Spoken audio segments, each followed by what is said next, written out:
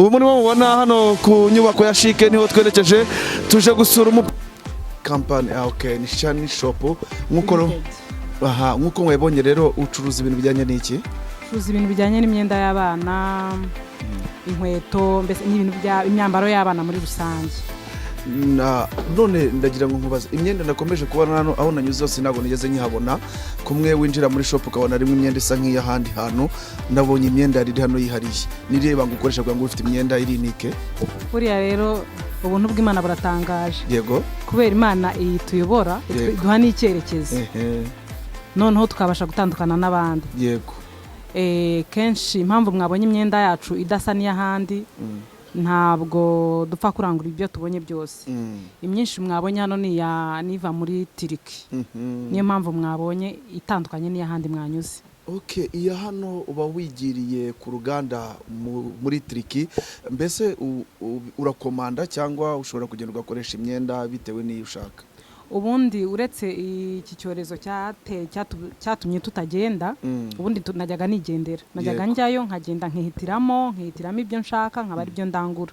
Ariko muri iyi minsi ntabwo twakwicarana none abakiriya bacu badusaba imari nshyashya. Nubwo byahubanganye kubera iki cyorezo, ariko ntabwo ubuzima bwahagaze. Ubu ngubu turimo turakomanda kubera ko dusanzwe dufite abakiriya aho tugurira, batwoherereza ibyo bafite, tugatumiza online bikatugeraho. Nta kibazo. Nukuvuga ngo murabitumiza maze bikambuka amazi bikabageraho. Ariko ndimo nibaza ni gute ushobora kwifatanya n'umurimo w'Imana ku buri pasteri. Ndatekereza mu minsi yashize wari n'umuyobozi wa korali wari uyoboye korali yitwa ngo iki? Korali ya Moria. Wari uyoboye Moria. Uyoboye igihe kingana iki? Imyaka 9. Imyaka 9. Ariko se wajyaga wicara ugatekereza ko ushobora kuzaba pasteri rimwe? Ntabwo najyaga numva ntabishyikira. Yego. Ariko Imana yari yarabimbwiye muri 2003. 2003 none byasohoye ryari kugira ngo ube pasteri? Byasohoye muri 2019. Isezerano rimara imyaka 16 uritegereje ariko ukabona nta n'inzira. Ariko ntago nanabishyikiraga, numvaga ntago nabishyikiraga. Ariko Imana ni Imana. Ntabwo ari ngombwa ngo ibikore kuko wabyakiriye.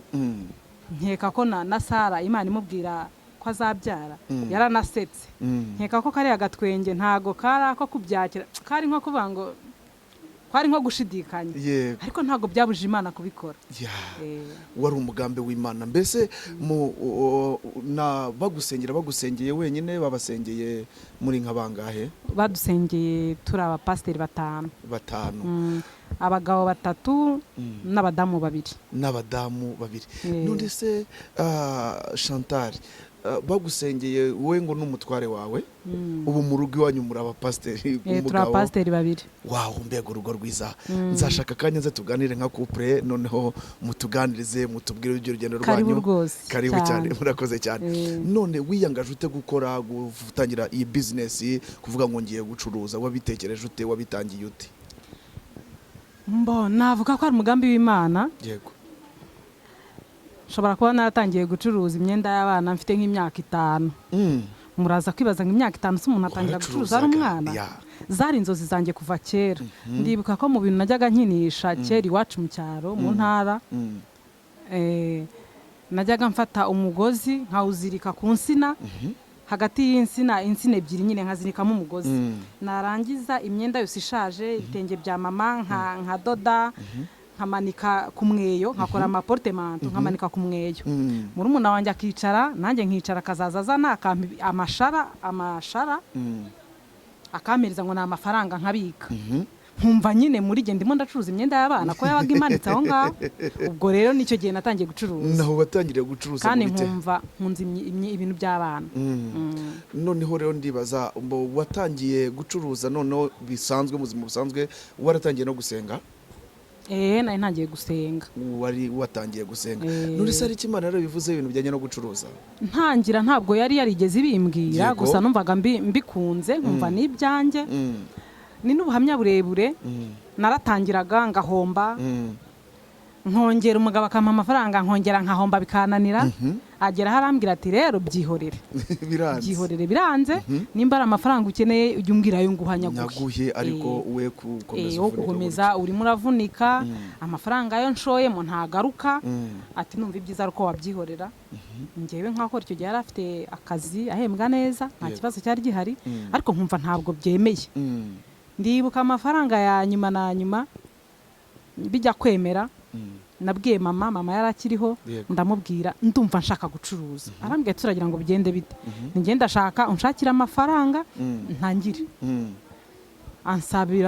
asaba credit ko yarakoraga amafaranga makeya ndatangira nyuma gato umugabo arongera nyongera ndi nuko natangiye noneho ntago nongeye kugira ikibazo nk'icyo nari nagize imbere ntabwo nigeze ncika intege numvaga mbishaka numvaga mbikunze kandi buryo iyo ukora ikintu gikunze ntabwo urambirwa hari abantu benshi batangire ahomba rimwe akavuga ati biranze umugabo yamubwira ati ibyo bintu bivemo byihorera no ko turimo duhomba akumva koko n'ibyagaterera hagati muri ryinyo akicara wamugira ihe nama njye namugira inama yo kutarambirwa yo kudacogora n'abantu bose tujya tuganira batangiye business kenshi njya mbona abantu baza kungisha inama ndababwira nimba ushaka kugera aho ugera ntuzacike intege gucuruza bijyana kunguka no guhomba nuhomba bwa mbere uzongera ushaka uburyo wongeramo nuhomba bwa kabiri wongeremo nta gucika intege kuko kwa gucika intege deja niko gutsindwa ni ukuvuga ngo mu bucuruzi rero nk'umukristo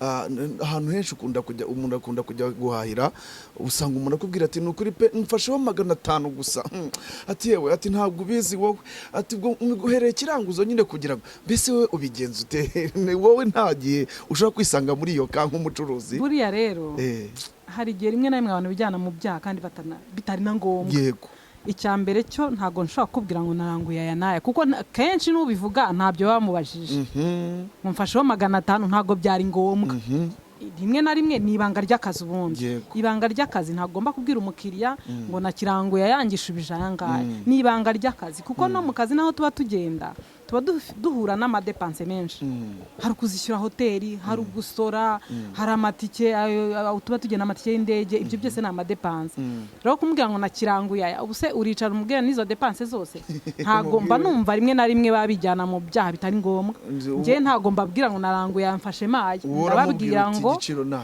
cyane ko njyewe numva ibintu binamfasha ntago njya ncira oya ntago nyamvuga oya ntago nciririkanye no kuvuga ngo nibikota ari 50 nimbikota ari 50 ni 50 niyo make umukiriya nk'abakiriya bangiye tumaze kumenyerana bazi ko hano tutagabanya basi ko tuba twavuza yanyuma niyo ari mushyashya arasohoka akabanza akagenda hanze yasanga ibyo yakunze nta handi biri akagaruka akishyura ibyo rero biramfasha kudaciririkanya aho niho bitera iyo uvuganye byinshi niho bitera n'ibyo ngibyo yego bituma ushaka kwirwanaho no kugira ubundi no kuvuga ngo rero we business yawe ibintu byawe biri ku murongo ntabwo ari uguhuzagurika ntago kuraho 500 nkura y'igihumbi byo nibihawe oya amafaranga make tuvuga make akaba arayo ngayo cyane ko hanigiye ntaba mpari nasizemo abana bimfasha ko umukiriya azumva ari tranquille akumva ko naba mpari naba ntahari agura ku giciro cya giciro agura kuri cya giciro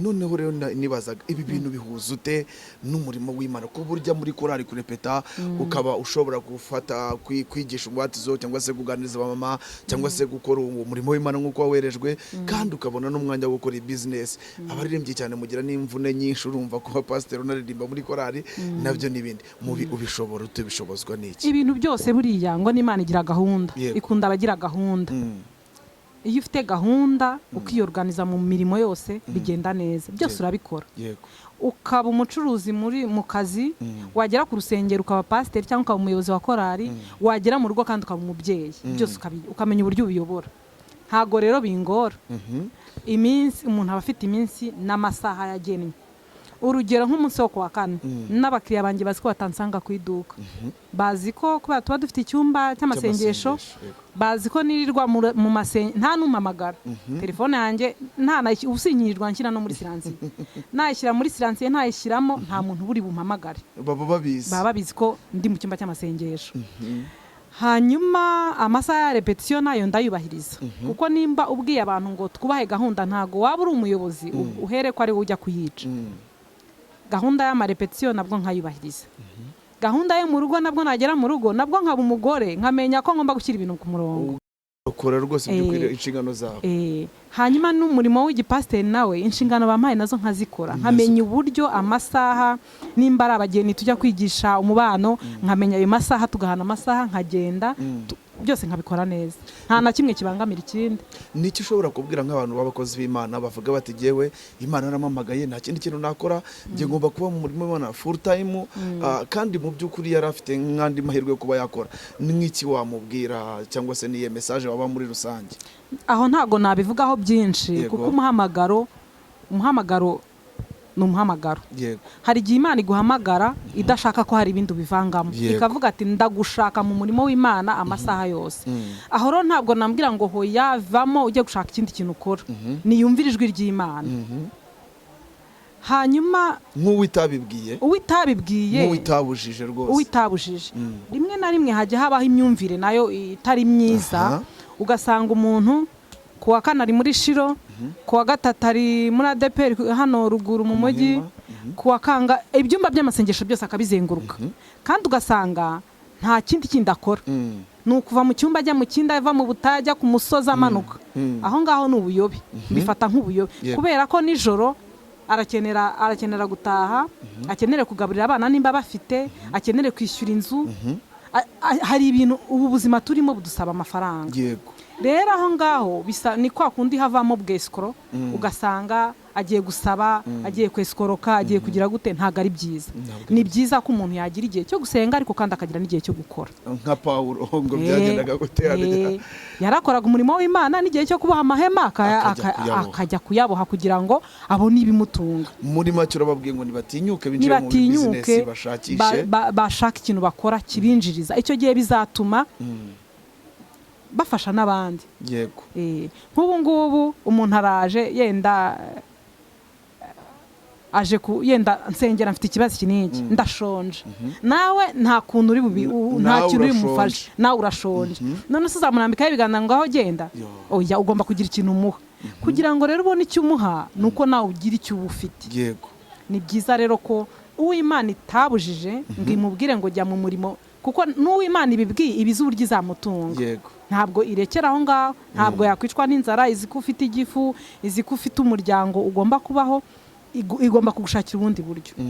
Ngiye nababwira ngo umuntu Imana itabwiye kuba mu murimo amasaha yose nahaguruka agira ikindi kintu akora, ashakisha akore kugira ngo izina ry'Uwiteka rye gutukwa. Ni inama rero arimo bagira. None pastor, nk'ubu hari umuntu Imana ibwira ngo mwana wanjye, kuko ndabizi wose ngira mu itorero ry'umwuka, Imana ikamubwira ati mwana wanjye muhaye business cyangwa se mwana wanjye muhaye akazi, akagenda akicarira akavuga ati Imana yarabivuze cyangwa se Imana impaye umugisha yarabimbwiye. Niye nama wamugira nk'uyu muntu koko? Inama namugira no gutinyuka. Ntago Imana izakubwira ngo nzagendana nawe nawe wiryamire, izagendana nawe utahagurutse ngo ugende. Ntabwo izagusanga mu buriri. Hari benshi Imana igiye ibwira ndabazi ikamubwira ati reba icyo ukora nzabana nawe, ariko ugasanga harimo gutinya. Hakaba n'ubona igishoro kikamuca mu myanya y'intoki akavuga ngo yenda kiracyari gito ndacyashakisha, cyangwa se ngo ntegereje ko ibisubiramo. Ugasanga barashaka gukoresha Imana nk'ukoresha radio ngimi ibimenyetso ngo niyongere ibisubire. Ese urinda uyisubizamo yarakubwiye, keretse nimba utemera ko ariyo wavuganye nawe. Ariko nimba uzi ko wavuganye n'Imana ikakubwira ngo haguruka ujye muri iki nzabana nawe. Gusa nk'umuntu wemera Imana ugomba kujya mu kintu uzi neza ko Imana yakwemereye. Aho ngaho niyo uhuye n'intambara Imana irakurwanirira, ariko iyo wiyoboye ukijyana mu byawe nyine uzi ko intambara uzahura nazo uzimenyera ukuntu bigenza. Ariko nukuri abantu Imana yavuganye nabo nibatinyuke bagira ikintu bakora ibyo yababwiye, bahaguruke bakore. Nukuri zabana nabo. Nimba ikubwira ngo haguruka ucuruza amakara, haguruka nyine ubijyemo, bizakugeza ku mumaro. Nikubwira ngo haguruka ukora iki ngiki, haguruka ubijyemo. Ntabwo Imana izatubwira ngo izadufasha ngo izakugirira neza, izaguha umugisha nawe uryame kuva mu gitondo kugeza nijoro ntabwo bizakunda. Ni iyihe shusho cyangwa se ni irihe tandukaniro ushobora kutwereka hagati y'urugo rurimo umugore ukora n'urugo rutarimo umugore ukora? Mbese kuko urumva wowe wabaye mu buzima ukora byangaga, rimwe na rimwe ukaba wamara igihe mugakabwa aticarire, none bigereza n'igihe none urakora perimana winjira mu kazi. Hari itandukaniro ushobora kubona byahinduye mu rugo? Itandukaniro ni rinini cyane. Yego. Ni rinini. Urumva umugore udakora uri mu rugo abategereje ko ikintu cyose amavuta mu munyu noneho hagera noneho na famiye gufasha imiryango ugasanga biragoranye, kuko nimba hakora umuntu umwe ntago azasporta ibibazo byo mu rugo ahindukire n'iby'imiryango yanyu mwembi, kuko n'imiryango yacu tuba tugomba kuyifasha. Ntago rero ibintu byose uzabyaka umugabo, mama yarwaye nkeneye kumugurira imiti, amafaranga umwana, minerivare y'umwana, umukozi guhemba umukozi, biravuna, ntago yabishobora byose. Ariko urugo rurimo umugore ukora, urumva nyine n'izambaraga ebyiri zihuza zikuzuzanya, ntago byamera kimwe. Urumva imvune ubushobozi bw'umuntu umwe n'ubushobozi bw'abantu babiri bahuje ntago byaba kimwe. Ni ukuvuga ngo hari amahoro yandi yinjira, hari ukundi kumvikana kwinjira mu rugo. Ushobora gukemura ikibazo nawe utiriwe ujya kurushya umugabo, utamubwira ngo nyoherereza, cyane ibintu bya famiye cyangwa se nk'inshuti zawe.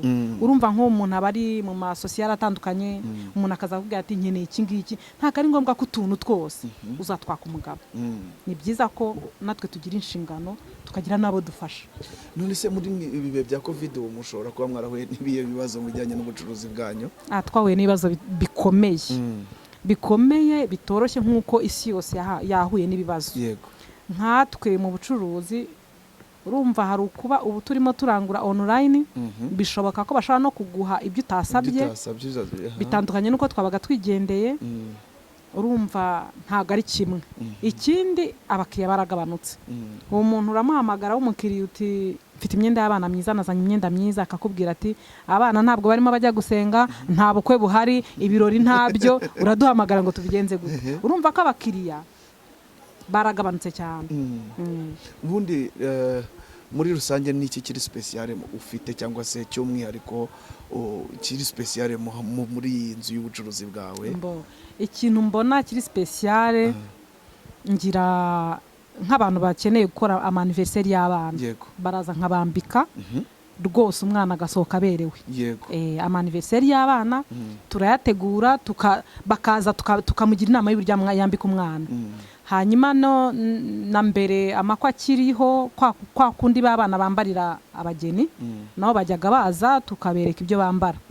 Hanyuma ikintu special dufite, tugira amakote meza y'abana meza, abantu bajya bambwira ko ari meza pe, ahubwo bakambaza impamvu ntazana n'ay'abakuru. Nariho mbona ikote ryiza ahangaha, ikote rwose ryanyemeje. Urabona nk'iri kote rimwe rishobora kuba rihagaze nkangahe? Rimwe rihagaze 40. Riba ari kumwe n'ipantaro yaryo? Oya, gutya rimeze ikote ryonyine. Ariko ni irisirimu kweli, urabona ko ari amazungu. Ni ukuvuga ngo n'amakanzu, tugira n'amakanzu meza, amakanzu ari y'ibirori meza ku buryo umwana yambara. Kandi imyenda yacu aho itandukanye n'indi iba ari miki, iza ari imyenda ine gusa isa. Ni ukuvuga ko ntabwo uzahura n'abana benshi babyambaye. No mu muhanda iyo mpuye n'umwana wambaye imyenda yanjye ndabimenya, nkamenya ko yaguriye iwacu. Kubitana rugati uvuga ati nkahita mbimenya, nubwo mama we mutari kumwe ariko ndakubonye imyenda niyo muri shani shop. Imyenda yanyu iba yihariye kweri koko nk'uko bigaragara. None se mukozi w'Imana, turimo dusatira wenda gusoza, hari nk'ijambo ry'Imana uri gushyigikira muri aka kazi ukora no kuba ukora umurimo w'Imana, hari iryo ufite ugenderaho? Ndiri hehe ngo turirebe niba rihari? Ijambo rijya rinshyigikira rigatuma ntacika intege, kubera nyine ndi umudamu. Abenshi bajya bambwira ngo ibi bintu byose biva muti, avuga ko bimeze kose na Bibiliya hari icyo yabivuzeho. Mu Migani 31 igice cya 31 kijya kimfasha. Umugore nyine uburyo Imana yamuhaye imbaraga n'inshingano umugore mu buzima agomba kuba afite. Aho rero rijya rinyubaka. Imigani 31 igice cya 31. Reba muri Bibiliya dusomere iryo jambo ry'Imana turebe koko niba Bibiliya inabyemera ko umuntu yakora Imigani igice cya 31 kuva ku murongo reka tuve ku murongo wa 15 yenda kugeza ku wa 18 kugira ngo tudafata umwanya munini. Titiri iravuga ngo ishimwe ry'umugore ufite umutima. Ishimwe ry'umugore ufite umutima. Yego. Umurongo wa 15 akavuga ngo abyuka kare butaracya akagaburira abo mu rugo agategeka abajabe imirimo ibakwiriye. Yego. Yitegereza umurima akawugura awutezamo urutoki mu by'inyungu ivuye mu maboko ye akenyerana imbaraga agakomeza amaboko ye abona yuko ibyo akora bimufitiye akamaro kandi nijoro itabaza rye ntirizima. Amen. Iryo ni ryo jambo rigushyigikira. Riramfasha. Numva ko ibyo ndimo byose mba nzi ko umugore nyamugore ubundi ni umugore wabasha gushakira urugo rwe ibirutunga, ntaba umugore w'umunebwe, ntaba umugore uryamira, ntaba umugore uteze ngo ibintu byose umugabo niwe uzabitekereza wenyine. Oya, turi abatima, turi ba mutima w'urugo. Kandi umutima nawe urawumva. Umuntu iyo umutima wahagaze nyine aba yapfuye. Aharo binsubizamo imbaraga nkavuga ngo ibyo ari byo byose ndi mu nshingano Uwiteka yemera. Nimba nshobora kwitegereza ahantu iki kintu nagikora kikambyarira inyungu, ngira ngo ni naho nashingiye muri covid ndyamye, naricaye ndavuga se iyi myenda ducuruza ko mbona imyenda ishobora kuzageraho ntituyigurishe kubera ibi buzima turimo, ariko nibuze washyiraho akantu ko kurya aho ntibyagenda. Nabitekereje ndi muri covid, nibwo navuze ngo reka nze njye gusaba ahantu nkora kantine hariya hirya. Icyo gihe nari namaze n'iminsi ntameze neza nsa nk'urwaye, umugabo akambwira ati ntago bizakuvuna. Ntoya, ubu mu by'ukuri biragoye, bituma ko mbyuka kare, ariko byose nkavuga ngo Bibiliya irabyemera, ndi mu nshingano zanjye. Ufite na kantine hano hirya? Mfite agakantine kabasha kugaburira abantu. Ubu nyine abantu bari muri shike benshi ubu nabo tuboneho kubabwira kugira ngo bajye baza kwifata neza. Okay, no kuvuga ngo saa sita n'andi masaha mu gitondo. Ukeneye amata, ukeneye icyayi, ukeneye juice, ukeneye aka coffee, ukeneye agasambusa keza, pizza, byose. Kandi dufite abana, icyo gihe bituma ubasha no guha babana urubyiruko rwacu tukabaha akazi. Urabahamagara bakaza bagakora, bakazaza bashyira abakiriya batiriwe bideplace. Nakomeje kureheba mbona ufite abakozi benshi no hejuru hariya nabo nabonye barimo. Aba bakozi ni abakristo cyangwa ni abana b'itorero cyangwa ni bene wanyu kuko azana bene wabo bakabashyira mu kazi? Oya, aba ijambo ry'Imana atubwira ngo bene wacu ni bande? Nabumva ijambo ry'Imana bakarikurikiza. Akiro nicyo kintu ngenderaho. Hano harimo abasengera muri ADPR, abasengera muri Shilo, n'abasengera no muri Zion. Ndumva nibo bakozi nkoresha. Kuba mbere ari umukristo nabyo mbigenderaho, kuko bituma byanze bikunze harahagera nibuze agakora afite uwatinya. Muri shikero mwese muratwumva mudukurikiye, hano habonetse ibyo kurya kugira ngo namwe mujye muza kwimeza neza no kwifata neza. Nakomeje kugenda nabona harimo abakozi bafite isuku rwose kuko nahatambikiye basa neza, bimeze neza. None nk'umuntu ugukeneye, hari umuntu uvuga ati ngewe nabuze umuntu wangire na muryo natangira business, birashoboka wayitangiye tujya triki cyangwa hari ahandi hano barabanje kujya gushakira imari? Oya, ntangira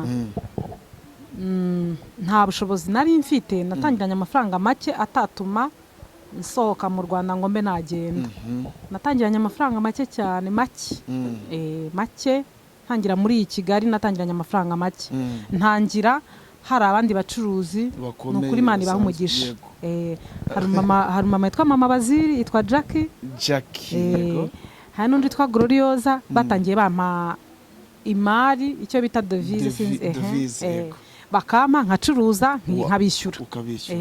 Noneho ntangira igihe cyo kubona ko maze kubona udufaranga duke, ntangira njya i Bugande, Kampala, hano hirya. Hari rero byari byoroshye, wajyanaga wino isoko ryaho ndahabona hari. Nkajya hariya twajyanaga amadolari 500, ukava hano nimugoroba ukagera mu gitondo ukarangura, wamara kurangura ukongera ugafata bisi ukajya hano mu gitondo imbeho ya gatuna ndayizi. Imbeho yo hari abarimo bacekinga nanjye urayinyibukije umurongo waho ugatitira ariko ukavuga uti nkore niteze imbere. Wagera mu mujyi hakaba umugabo ampamagara ati waje ukaruka ntiwapi reka nge ndewe ko mbona abakiriya nkahita njya gucuruza. Nahakoreye hariya nk'imyaka 2 Kampala. Niriya mihanda yaho kugenda waguzi ko ushobora no kutagera kubera amagisida yaho kandi akomeye abajura mu nzira. Ariko aho hose nabonye kugira neza kw'Imana. Imana yagiye iturinda, ntago nigeze nkora impanuka, ntago nigeze mpura n'abajura ngo banyibe. Nagiye neza Imana ikandinda. Nyuma rero icyo gihe nibwo Imana yambwiye ngo igihe kirageze nimpaguruke nge Dubai. Imana ibimbwira numva icyambere cyo natinyaga indege. Icyo nendaga gukubaza umunsi wa mbere icara mu ndege. Natinyaga umunsi wa mbere njya mu ndege cyane ko nayitinyaga. Imana yarambwiye ngo nimfate urugendo nge Dubai kuko Imana ibyemeye. Ndatangira ndatokesha nkavuga ni mu izina rya Yesu ndakomeza rigire Kampala rwose. Nkavuga Kampala iramagije nibonera imari. Nkumva ntinya indege ariko kuko Imana yabivuze njyayo. Umunsi wa mbere nicara mu ndege rero nageze Mosyo. Numva biranejeje. Numva ndumiwe. Numva ntago ari nge, numva gatari nge. Ndagenda Imana ibana nanjye. Ahubwo mbaza ngo wajyanye amafaranga. Numvaga ari ibanga ry'akazi. Wari uhagurukanye igishoro kingana iki? Nari Imana yarambwiye ngo nimbona ngejeje $2,000 $2,000 uzahaguruka ugenda. Ntago ari $2,000. Ahubwo yarambwiye ngo nimbona ngeze miliyoni 2. Nkumva miliyoni 2 siko nzazigezaho ryari. Nkumva ntago mbyumva. Ndangije kugira ngo Imana inyemeze ko ariyo, irambwira ngo hari umuntu uzaza kugura ariko akubwira ko adahita bitwara. Akubwira ati uyamfashije nzaza kugura mu kwezi gutaha. Ayo mafaranga rero niyo yanyishyuye $700 yashakaga utwenda tw'abana. Mfite imwe na $300 mpita mbona miliyoni 2 ndazigize. Ye baba we nkumva ntago bisanzwe. Ndavuga ni isaha Imana yageze. Nuko ntahagurutse. Uhita uhaguruka. Ntahagurukanye miliyoni 2. Uravuga ati ebyiri ndavanaho tike. Imana ifokusa yavuze. Hari umuntu nabajije ko nshaka kujya Dubai ati ese ufite angahe? Nubwo so wajyana 2. Aranseka cyane navuga niho nabwo nzaba ngiye kurango. Nzaba ngiye gutembera. Nibyo byose gutembera. Ntago nigeze mbona ishuri ritagira minerivare. Nkavuga niyo nagenda ngahomba nzasubira Kampala. Numvaga ni nagenda agashya. Hazasigara $500 nkajya Kampala. Byibuze ugasubira Kampala. Ntabwo barona ari mfite. Atari ibanga Pastor Chantal. Ushobora kumbwira umuhanuzi waguhanuriye ibyo bintu niba atari ibanga? Ntago ari ibanga. Ni umushumba mukuru wacu Bishop Oliver Murekatete. Bishop Oliver mbese niwe wakumotive mw'ijwi ry'umwuka urahaguruka ariko kandi akamba hafi uko ngiye akazaza nampamagara ugeze he ntukererwe yambaye hafi. Imana imuhumugisha. Imana imuhumugisha cyane. Ariko bakunda kuvuga ko ari umuhanuzi cyane. Kuko niko bimeze. Ndabyemera. Ndi umuhamya. Uri umuhamya wabyo. Uva Dubai wahise ukomeza mu kihe gihugu kindi? Nagiye Dubai nk'inshuro 4. Imana irambwira ngo nimpaguruke nge mu Bushinwa. Aho noneho ntago napfuye kubyakira ko byari bindemereye. Nirwaga mbasa amakuru. Ariko mu Bushinwa umuntu ajyana ngaye. Mu Bushinwa umbwiye amakuru atariyo umbeshye kugira ngo umucuruzi azakubwiza ukuri biragoye. Barambwiraga ati yenda kuko ufite ka metero kamwe ukorera mu cyo gihe nari nkiri muri groupage. Kubera ukorera muri metero imwe yenda n'ufite nka miliyoni nk'umunani basi uzapfe kugenda. Nkumva miliyoni 8 naho mpagaze nkumva sahanjye. Umwe arambwira ati biragoye mu Bushinwa kuko bazagusaba pièce nyinshi. Bizasaba ko buri kantu ibara rimwe nibuze uzafata $3,000. Ndavuga ntabwo sahanjye. Najya gusenga Imana ikambwira ngo ubundi nigeze ngutuma ku bantu kubabaza haguruka gende kandi sinkeneye kujyana n'umuntu n'umwe. Noneho bintera ikibazo nibaza uburyo nzahaguruka nkajya mu Bushinwa jyenyine nijyanye numva nihurizo nzanyurahe. Ikirimi ntumva barambwiraga uburyo mu Abashinwa areba ukuntu bavugana urabazi. Ndijyanye noneho nta n'umucuruzi uhamenyereye base ngo nyereke inzira. Numva ni ikizame mbwira Imana nti Imana n'ukuri urandoshye ubu se nzabigenza gute? Ariko kuko yavuze nge yivuze ndayamanika ndemera ndavuga okay reka ngende njya kugura tike ariko mu by'ukuri nari ntagisinzira. Mvuga ngo ndubashye Imana ariko se nzabigenza gute? Nzakora iki? Imana bigeze nko ku munota wa nyuma bucya ndi bugende irambwira ngo humura nateguye umuntu muzahurira ku kibuga aza kujyana kugezeyo. Ndavuga basi ubwo ibimbwiye hari uwo tuzahurira ku kibuga basangezeyo mu kurangura nimenye. Ariko bari bamaye nimero y'umukomisiyoneri umwe, ariko nabwo nkumva ubwabyo kugerayo nkisohora mu kibuga nkahura na wa mukomisiyoneri, nabyo nirindi hurizo. Ubwo rero naragiye, Imana impuza n'umuntu ku kibuga. Umuntu yampaye amafaranga muhera umuntu uri ku kibuga ugiye mu Bushinwa. Arambwira ati usanzwe ujyana iwapi n'ubwa mbere? Arambwira ati noneho umubwira kujyana. Ubwo kubera ko umuntu yarampaye amafaranga ngomba kumuhera undi nsanze ku kibuga, naravuze byanze bikunze ndasanga yandindiriye. Twarajyanye angezayo anyereka hoteli, ati rero ngaho wimenye. Naho twatandukaniye. Noneho ndanamubaza ntese uzagaruka ryari? Numva ati kirahabanye n'iyanjye. Arambwira ati ariko ntago bizakugora. Ati ntago bizakugora, mu kugaruka nugera ku kibuga bazakugeza ku kibuga, mu kugenda uzagenda ureba aho Abanyafurika bagiye. Ndavuga nti ubwo nyine niko ngiye kubigenza. Uwo munsi Imana ni Imana yankoreye agashya. Naje ryege nyine mwirabura uri mu ndege, mburo nkurikira ku kibuga ndayoba. Ngeraho ndicara ndavuga nti Imana n'ubundi waranshutse nemera gushukika, ndabigenza gute? Ndacahe ati waranshutse nemera gushukika. Iyo nabona ngeze iwacu nzahagarara nshima Imana. Ndicara nayobye, indege hafi kunsiga, nicara mu kibuga ndasinzira. Sinziriye nkanguka numva umuntu arimo ambwira ngo ariko ubundi warebye ko hariho umuryango uri bwinjiremo. Mpita ndareba nsanga koko biriho, ntabwo nari nigeze nsoma. Niyereko ni inzozi wagize gutyo, n'agatotsi kamfa. Narirutse nsanga indege hari hafi kunsiga. Ubwo mbona ngeze ahangaha igitima kidiha, ariko ndavuga ngo Mana nubwo nari nihebye ariko mbonye kugira neza kwawe. Kandi mu by'ukuri byo nazanye abakiriya barabikunze, biragurwa, nsubiraho na kenshi. Uhita rero ujya triki. Muri triki ushobora gukomanda, ugatanga komanda y'ibyo ushaka bakagukorera, ugera ku ruganda. Ntago njya ku ruganda kuko hariya bagira ibintu byiza. Turagenda tugasanga ibyo bakoze, ugahitamo ibyo ushaka ukabigura. Nta nubwo biba ari byinshi. Uragenda ugahitamo ibyo ushaka ukaba ari byo ugura. Haroroshye, ntago hagora. Hari nk'umuntu ushaka kukugisha inama ukavuga ati nanjye ndumva natangira business, ariko sura muntu namubona gute? Ubundi ushobora kuboneka gute? Adresse, nimero de telefone, nimero za telefone, email yawe, uko ushobora kubona. Reka nabaha telefone iri no kuri WhatsApp, yamvugisha nta kibazo. Ni 0788 50 61 29. 0788 50 61 29. Umuntu aramutse aje wamuyobora gute? Aje hano nkorera aha ni muri -2 B51 B51. No kuvuga ngo muri chic binjira ukuye muryango aho bita kwa Kivenge cyangwa ku Marikeri. Ako kwa Kivenge benshi barahazi. Kwa Kivenge niho winjirira, ukaza ushakisha kuri B51 muri Shan Shop. Ariko hari n'icyapa ku buryo ntago umuntu yayoba. Usibye imyenda twagiye tubona, hari ibindi bintu waba ufite bitari imyenda? Inkweto z'abana. Wambika abana kuva ku myaka ingahe kugeza ku myaka ingahe? Nambika abana hejuru, mfite indi shop y'ababebe, abana bavuka kugeza ku mwaka.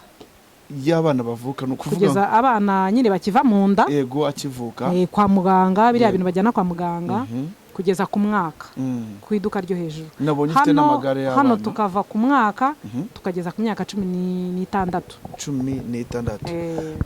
Nabonye ufite n'amagare y'abana. Na yarahari. Ndatekereza ibyo bafitiye n'ibyo. None niye nama wasoza uha abantu muri rusange? Inama nasoza mp'abantu cyane cyane mbwira abadamu. Nje nkunda abadamu cyane. Nkunda kubona umudamu akora adafite ubwoba. Nkunda kubona umudamu witinyura.